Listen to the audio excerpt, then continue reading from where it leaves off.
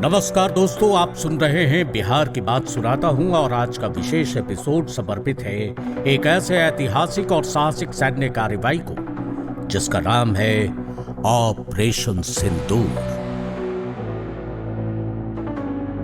7 मई 2025 भारत के इतिहास में एक और निर्णायक दिन के रूप में दर्ज हो गया जब भारतीय सेना ने आतंकवाद के खिलाफ अपनी जीरो टॉलरेंस नीति को जमीन पर उतारते हुए पाकिस्तान में घुसकर आतंकियों के गढ़ को नेस्तनाबूद कर दिया।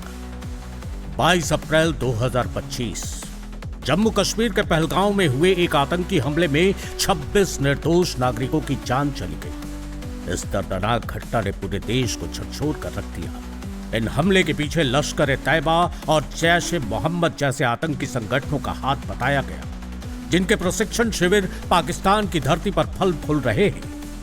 इसके बाद भारत ने ठान लिया, अब सिर्फ निंदा नहीं, अब होगा निर्णायक जवाब। और फिर 7 मई की सुबह भारतीय वायुसेना और विशेष कमांडो दस्तों ने एक सुनियोजित और गुप्त ऑपरेशन को अंजाम दिया जिसका नाम रखा गया ऑपरेशन सिंदूर। क्यों सिंदूर? क्योंकि यह ऑपरेशन न केवल प्रतिशोध था बल्कि उन मासूमों की शहादत का श्रृंगार भी जो आतंक की बलि चढ़ गए। इस ऑपरेशन के तहत भारत ने पाकिस्तान और पाकिस्तान अधिकृत कश्मीर में 9 ठिकानों को निशाना बनाया, जिनमें मोरीद के, बहावलपुर और मुजफ्फराबाद जैसे शहर शामिल हैं। यह हमला पूरी तरह इंटेलिजेंस आधारित था, यानी हर लक्ष्य की पुष्टि कई स्रोतों से की गई थी। हवाई हमलों के साथ साथ ड्रोन स्ट्राइक और रडार जैमिंग जैसी अत्याधुनिक तकनीक का भी इस्तेमाल किया गया।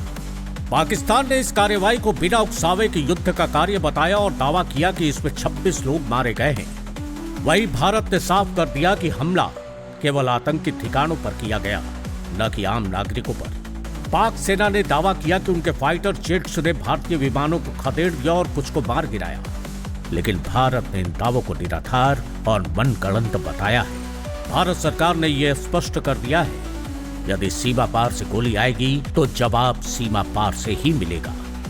गृह मंत्री अमित शाह ने सभी सीमावर्ती राज्यों जम्मू कश्मीर, पंजाब, राजस्थान, गुजरात और उत्तराखंड के मुख्यमंत्रियों से आपदा बैठक की। सेना को उच्चतम स्तर की तैयारियों पर रखा गया है।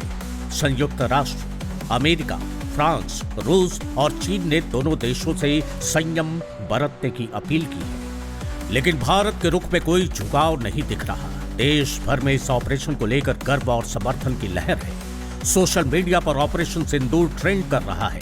लोग कह रहे हैं अब केवल बात नहीं, अब भारत जवाब देना जानता है।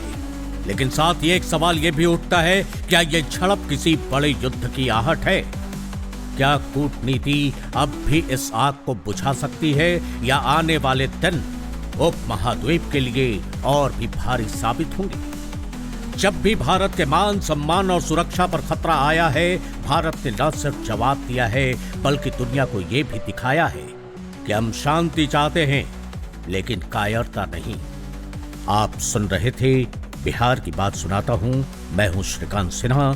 जुड़े रहिए और सुनते रहिए सच्चाई की आवाज बिहार की बात सुनाता हूं के साथ।